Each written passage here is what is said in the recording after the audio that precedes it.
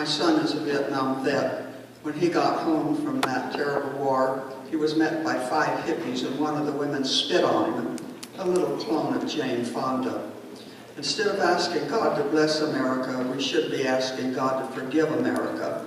Then he can bless us. This is a story of 5 men in World War II, that greatest generation. Here are their pictures. The Fighting Sullivans. They were the spawn of a warrior race, born and bred to fight and die, where courage was honored above all else, the virtue the Celts held most high. From the lovely enchanted Emerald Isle, their ancestors had come in days gone by. For the promise of freedom on America's shore, they were proud to serve and willing to die.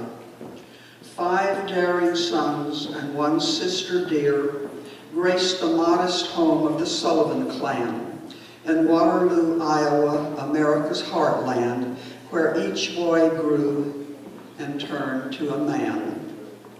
In proud succession on they came, George Thomas, Francis Henry, and Joseph Eugene, followed by Madison, Abel, and little Albert Leo. A finer crop of boys was never seen. Sliding down the banister from their upstairs room, or bringing home to mom a mongrel stray, or rafting on the river in a leaky boat, the boys filled with adventure each passing day. They had a ritual they observed each morning. George, Frank, and Joe, Matt, and little Al, to beat the train to the water tower down by the tracks and perch atop the catwalk like an old barn owl, where they waved farewell to their beloved dad, who was a conductor on the railroad line. Then they could rest assured in their boyish hearts the day would turn out to be just fine.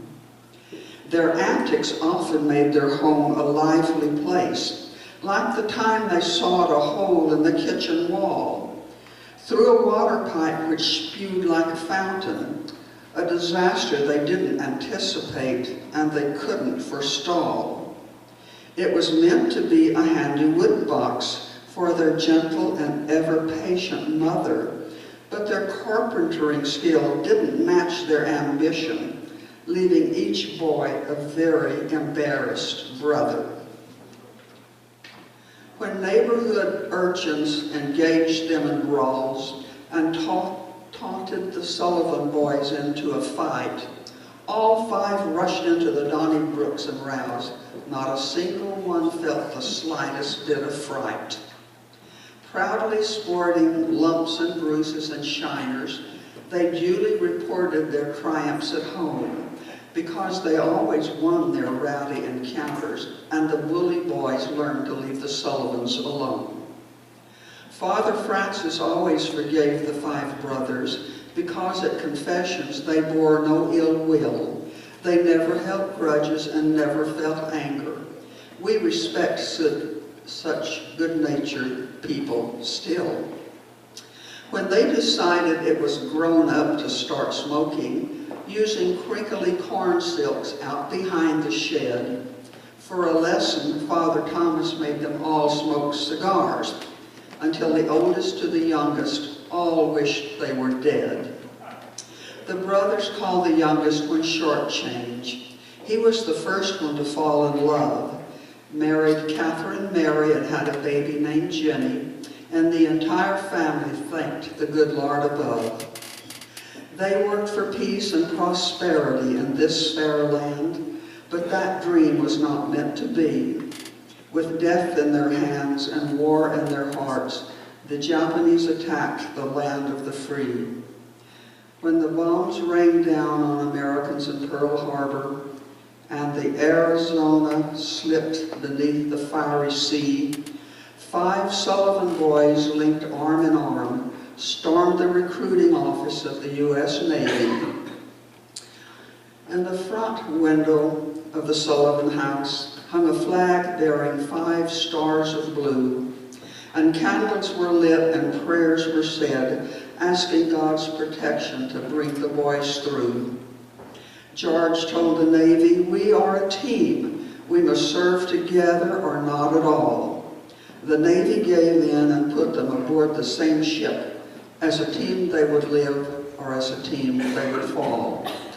Off of Guadalcanal in the South Pacific, amid a fierce battle begun in the dark of night, lay a U.S. cruiser with the Sullivans aboard, engaged for their lives in a dreadful fight. On November 13, 1942, when the light of dawn appeared, a Japanese submarine fired a torpedo with deadly aim. It struck the USS Juno near its ammunition storage site. The ship exploded and the sailors perished in flame. Commander Robinson knocked softly on the door at 98 Adams Street in the town of Waterloo, with a heavy heart for the message he bore and a grievous duty he had to do. Their father Thomas asked in a shaking voice, "Which one?" Answered the commander, "All 5. The flag in the window bears 5 golden stars, and in heaven above, the boys are now alive." The Sullivan boys never lost a fight when they were growing up. Although they lost their lives in the defense of freedom, they won their last fight too, as the Japanese Empire and the Third Reich were crushed in ignoble defeat by the forces of the United States and their allies in 1945. Will we keep faith with the fighting Sullivan brothers and the men and women who gave that last full measure to safeguard freedom, or will we allow it to slip from the face of the earth